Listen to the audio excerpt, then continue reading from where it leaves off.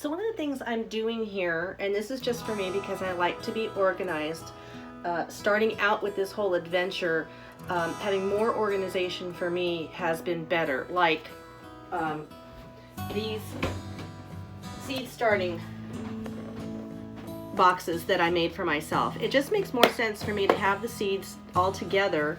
I know exactly what is where when I take it out. The San Marzano tomatoes and San Marzano tomatoes. I know what I've got, where it is, and if I have to take this out to the garden because something's not coming up, I want to replant, whatever, it's all right here. And again, with my ability to be Julia Child at times, dropping things, if it's wet, I was out in the rain a couple of videos ago. You'll see I actually got caught out in a bit of a rain, and I had these, and it was not a big deal because the seeds were already taken care of. So I'll put a link to how I put these together, and I picked up these boxes at Harbor Freight, and I think it was about $5 a box. And I'm not sponsoring them. I don't even think they have sponsors, but I've loved that store since I was a kid. So I actually want to get a bunch more of those. But what I was getting at is, in order to be organized when I transplant these, unlike the mystery garden that I did last year, and some of the peppers I really didn't know until they came up. And some of the green peppers I still didn't know, was that a Anaheim? Was that a Poblano? I didn't know because I just didn't mark my pots well. So going from knowing that this was started on 3-6, butterbush squash, I also have on here an initial BU, that's Burpee. All the different seed companies that I've used, I'm putting the initial. That way, maybe I track, I've had better luck with this company than that company. I love Botanical Interests. That's one of the ones that I've used for my Romanesco, which we'll talk about in another video. I'm excited about that.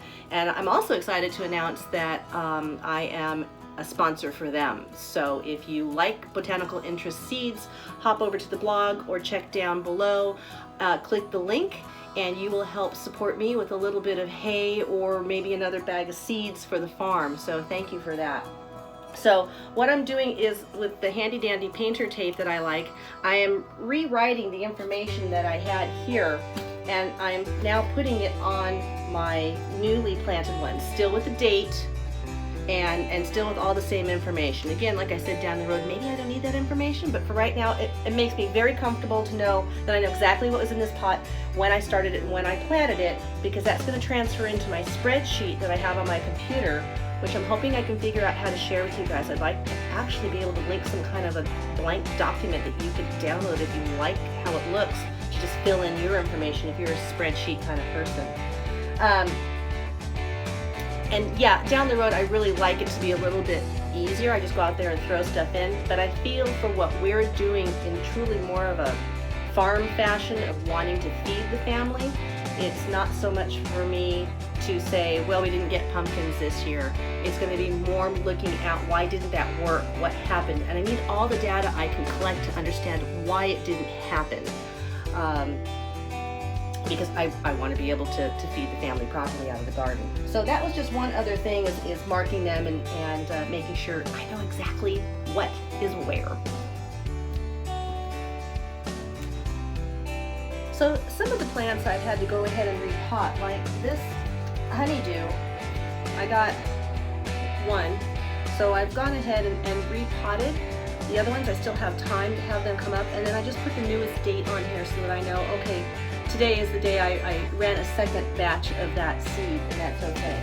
One of the things I say that I sort of had in the back of my mind and really was just kind of ignoring was the fact that as I take these out of these trays and then have to put them into 6 individual pots like this, I need more room. I don't have enough for all of this stuff. So right now I'm getting a little creative. Like my marigolds aren't coming up that great, but we've got a little freezer over here that's right by the window, so they're just going to get relegated over there, because marigolds are something I can go ahead and buy. That's not a big deal. So I've got them over by the window, and they're either going to live or die by their own accord using sunlight, because we always have the shade open. And that afforded me a little bit more room. Yeah, you know, next year I'll be doing this in the farmhouse where there'll be plenty of room, because my thought is these shelves will be on wheels, and I will roll them out in front of the two big glass garage doors that we have, and that's where we'll be getting most of our light. I might not need to use the grow lights as long as I am now, because this is a very dark room in Gigi's house, and I figure I'll probably have to a little later in the evening. Our house doesn't get sun all day long where those windows are at. I'd have to kick them on, but I have two garage door size glass doors where I can put lots of shelves. So it'll be a little bit easier next year, but I am having a little problem. So keep that in mind when you have to transplant your seeds into bigger pots, and if you have to keep them indoors like we do right now because of frost, where are you gonna put them all? And I gotta show you guys before I let you go. I did it. First time ever. That's broccoli that's not going in the garden, but I'm going to wash them, and they're going to go in our salad tonight, so they're not going to waste, and that does make me feel better. Anyway, if you like this video, and I'd love if you would hit subscribe, click the like button, leave a comment. I really appreciate you guys hanging in here with me and watching this journey.